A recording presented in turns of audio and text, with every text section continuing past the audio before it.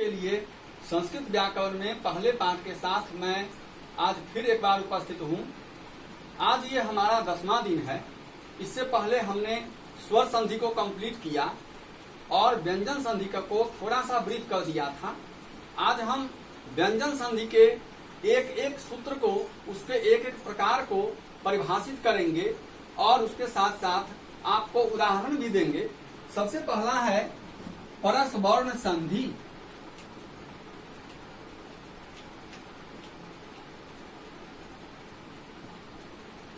संधि तो इसके अंतर्गत आज आपको पढ़ना है प्रथम वर्णस्य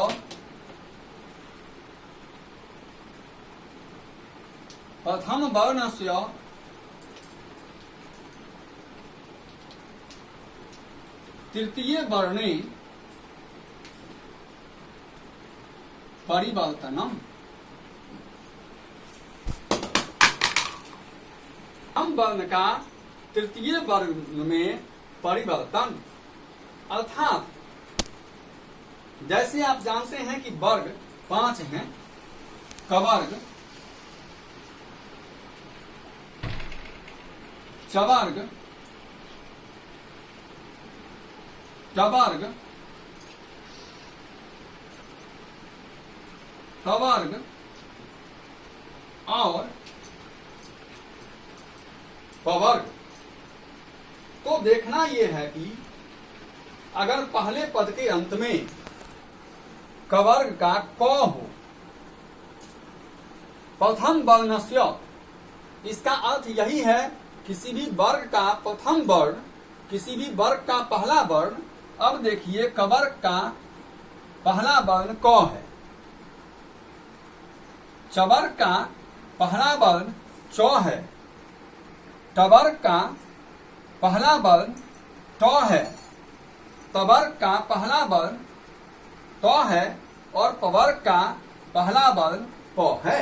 तो इस प्रकार प्रथम पद के अंत में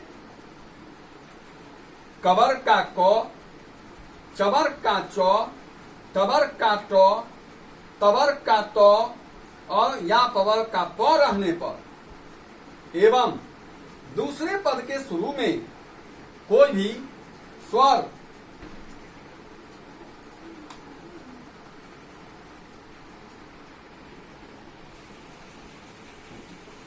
दूसरे पद के शुरू में किसी भी वर्ग का तृतीय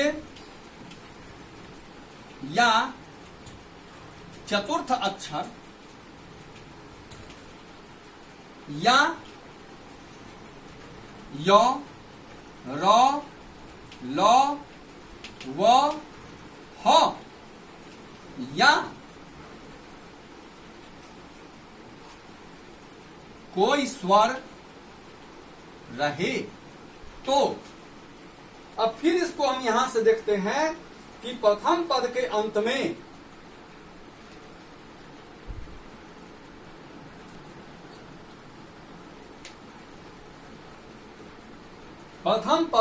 में इनमें से कोई भी अक्षर रहेगा, सो ध्यान देना।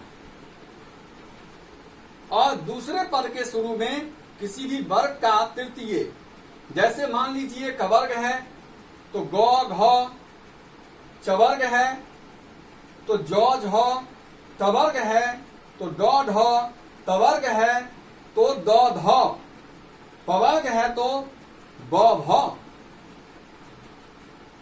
तो प्रथम पद के अंत में क, च, ट, त, प में से कोई वर्ण हो और दूसरे पद के शुरू में किसी भी वर्ग का तृतीय चतुर्थ अक्षर हो या य, र, ल, व, ह हो या कोई स्वर रहे तो प्रथम वर्ण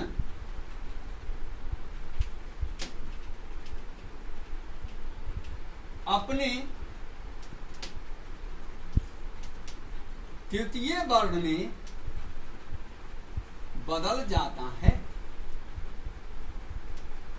तो प्रथम वर्ण अपने तृतीय वर्ण में बदल जाता है। यही यहाँ नियम है, इसको आप ढंग से देख लीजिए। और अब हम केवल एक दो उदाहरण देंगे आपको, जिसके अंतर्गत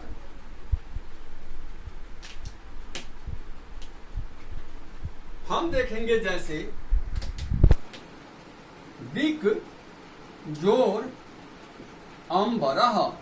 अब ध्यान ये देना है कि पहले पद के अंत में क है, जो कवर्ग का पहला अक्षर है, और दूसरे पद के शुरू में अ है, जो एक स्वर है। तो यहाँ पर क के बदले ग हो जाएगा, ये बन जाएगा दिक के बदले दिग जोर अम्बरह। अब ये हो जाएगा, ग में और जोड़ दीजिए, तो अब ये बन गया दिगंबरह। अब केवल एक उदाहरण मैं आपको और दूंगा, जैसे अच जोर अंतः।